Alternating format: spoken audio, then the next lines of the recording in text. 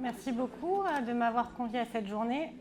Du coup, j'ai l'impression d'être un peu le comic strip de la revue générale d'aujourd'hui. C'est la page un peu en dehors. J'ai juste essayé de lancer ma présentation parce que même si c'est un projet que je présente régulièrement, il est possible que j'ai besoin d'un peu d'aide.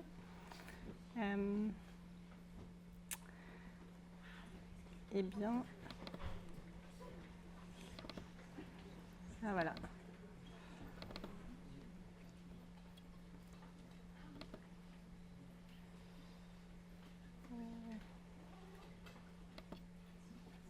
Formidable. Je vais essayer de teaser un peu le truc. Donc, je vous ai mis un faux dessin fait magistralement avec les outils de PowerPoint. Vous goûterez le grand talent de la présentation. Donc, c'est un projet que je n'ai pas vu au tout démarrage, puisque moi, je suis arrivée à l'agence régionale il n'y a que 3 ans, et ce projet-là, il a été fait il y a plus de 5 ans. Donc, il a été imaginé par mes collègues qui étaient là à l'agence à l'époque, et puis le comité de pilotage. Mais en tout cas, je l'ai vu voyager, ce projet, et je vais au moins pouvoir vous parler de ce qui fait, selon moi, qu'il est exemplaire pour une agence de coopération, pas forcément pour tout type d'établissement, mais en tout cas, pour nous, c'est quelque chose d'assez exemplaire. Et du coup, je vais juste revenir, mais alors hyper rapidement, parce que je ne voudrais pas être la raison de vos trains loupés ou du retard sur la table ronde suivante. Juste vous présenter en quelques mots d'où on est parti, puis où on va aller avec ce projet-là. Donc, Lectura Plus, pour peut-être ceux qui ne connaissent pas, c'est le portail du patrimoine écrit, encore actuellement en Auvergne-Rhône-Alpes. Il est un projet collaboratif, donc des villes et intercommunalités d'Annecy, Bourg-en-Bresse, Chambéry, Clermont-Ferrand, Grenoble, Lyon, Roanne, Saint-Étienne et Valence. Voilà, il a reçu effectivement le soutien de la DRAC et d'appels à projets successifs.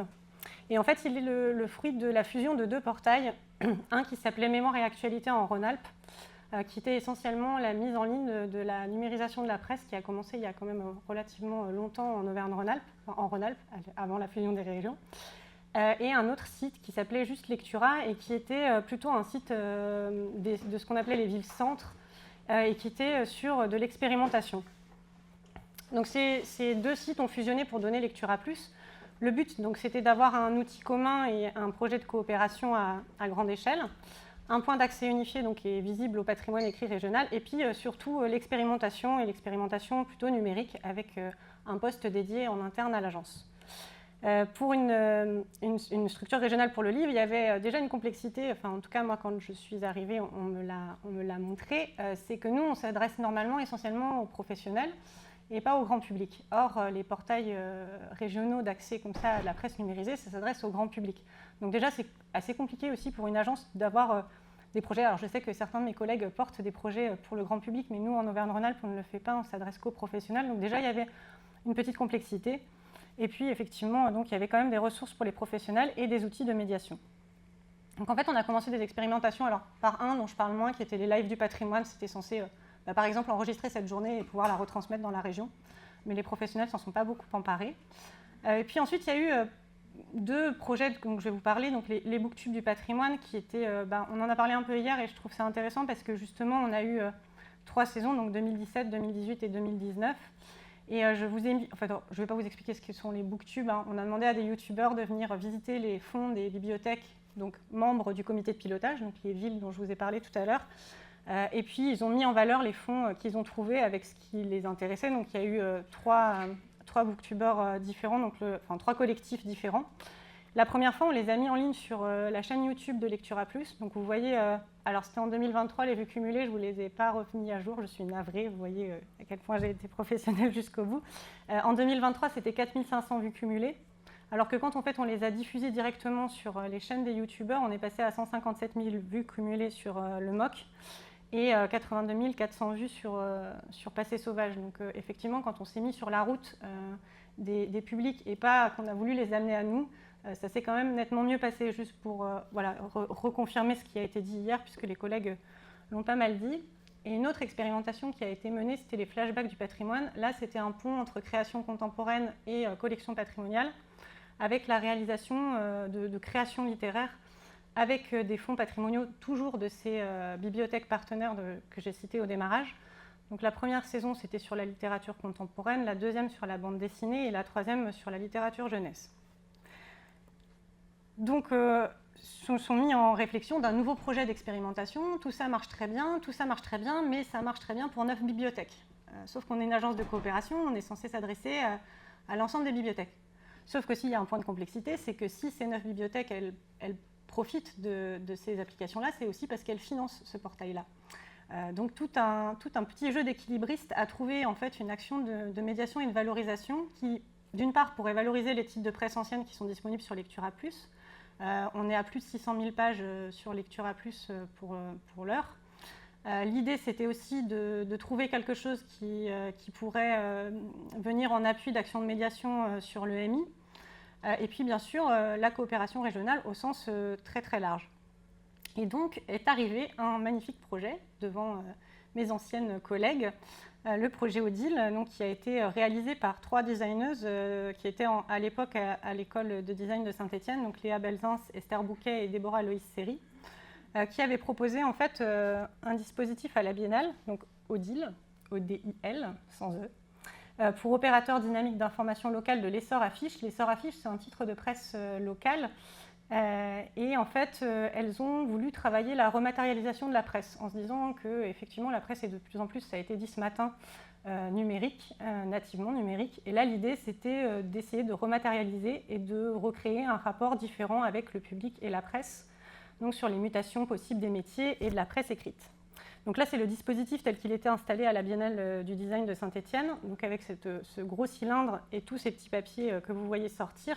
En fait, les brèves du journal arrivaient directement dans les petits Raspberry et les gens pouvaient directement avoir les brèves depuis la rédaction jusque dans la Biennale du design. Et on s'est dit, mais ça serait pas génial ce truc-là, en fait, avec la presse ancienne numérisée? Et donc on s'est dit, bah, ok, chouette, faisons ça. On leur demande si on ne pourrait pas développer une borne qui serait dans l'espace café, dans l'espace presse d'une bibliothèque et pourrait donner accès à cette manne disponible. Mais alors, sur Lectura, je suis navrée, je n'ai pas les chiffres, mais c'est un trafic qui est assez important en fait, pour la presse ancienne numérisée. Donc ce n'est pas forcément que le jeu de rendre accessible ce qui est numérisé, ça l'est, les gens le consultent, mais c'était aussi favoriser le travail des collègues et puis donner un outil en fait, qui permet aux collègues de faire des ateliers clés en main. Donc en fait, en 2020, il y a eu le prototype qui a été réalisé par un atelier local de Saint-Étienne, l'atelier Regard, avec toujours les 3 designeuses dans l'équipe projet, avec l'agence et le comité de pilotage. J'ai 2 collègues d'Annecy dans la salle qui en faisaient partie et qui ont du coup accueilli l'exprimante dans leurs locaux. Là, la très jolie installation que vous voyez, c'était à la médiathèque de Rouennais Agglomération, qui travaille avec une entreprise de réinsertion et puis de prêt de matériaux et de meubles. Ils avaient fait cette petite installation. C'est là où en fait ça va vraisemblablement se passer, puisque je voulais vous montrer en fait à quoi ça ressemblait. Parce que j'aurais pu venir avec en voiture, mais pour des questions non écologiques, je ne me voyais pas faire 3h30 avec une boîte en bois à côté de moi. Donc je vais essayer de vous la montrer en espérant que ça marche. Bon, s'il n'y a pas le son. Ah, voilà, ça a failli marcher et c'est le drame. Si, ça marche. 8 juin 1935, vous entendez le son ou pas du tout en fait? La France, le temps est toujours à la pluie. Non. C'est que de la musique. Hein.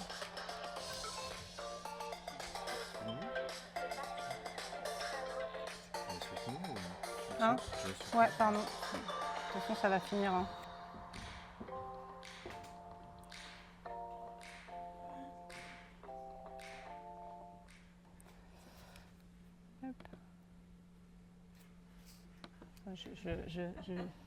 C'est complexe, hein, toute cette petite installation. Bon, alors déjà, publicité mensongère, vous ne pouvez pas la mettre dans le parc à moins qu'il y ait une prise, mais ça, c'est un autre problème. Donc, vous avez vu l'exprimante. Voilà. Donc, l'exprimante, elle vous sort des petits papiers.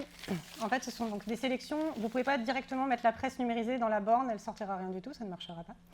C'est des petits fichiers TXT avec un système de Markdown en fait, qui vous permet de reconstruire vos articles et de les mettre en disponibilité. Donc, vous pouvez mettre des petits JPEG, n'est-ce pas? Voilà, donc ça sort comme ça. Vous appuyez sur le bouton et là, ça fait tut, tut, tut, tut, tut, tut. Et vous avez la météo, tous les 10 tickets qui fait zzzz. Voilà, ça fait 2 petits bruits différents. Et donc, en fait, vous pouvez faire des sélections thématiques. Le comité de pilotage avait choisi des thèmes différents, donc l'alimentation, la mode, les faits divers, la publicité, et j'en oublie. Et tout ce projet-là, il est complètement ouvert. Il a été mis en licence CC BY NCSA, donc pas d'utilisation commerciale et partage dans les mêmes conditions avec la mention de source.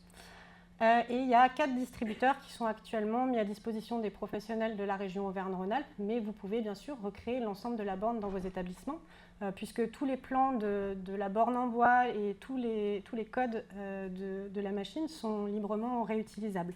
Donc c'est sur le site, et puis j'ai amené, pour ceux qui sont hyper intéressés, j'ai ramené le manuel d'utilisation, mais il n'y en a que 5, donc voilà, parce que sinon ça aurait été trop lourd.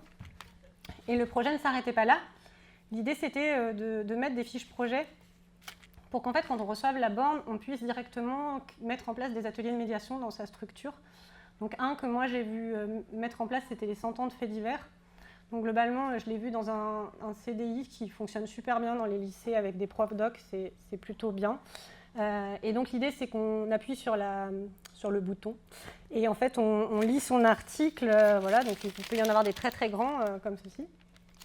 Et on cherche à savoir... ah bah tiens, est-ce que ça c'est de la publicité? Est-ce que c'est du fait divers? Donc les enfants, les jeunes, pardon, vont les identifier dans chaque catégorie. Et puis ils vont ensuite s'interroger sur ce qu'est le fait divers et pourquoi c'est un fait divers et pas autre chose.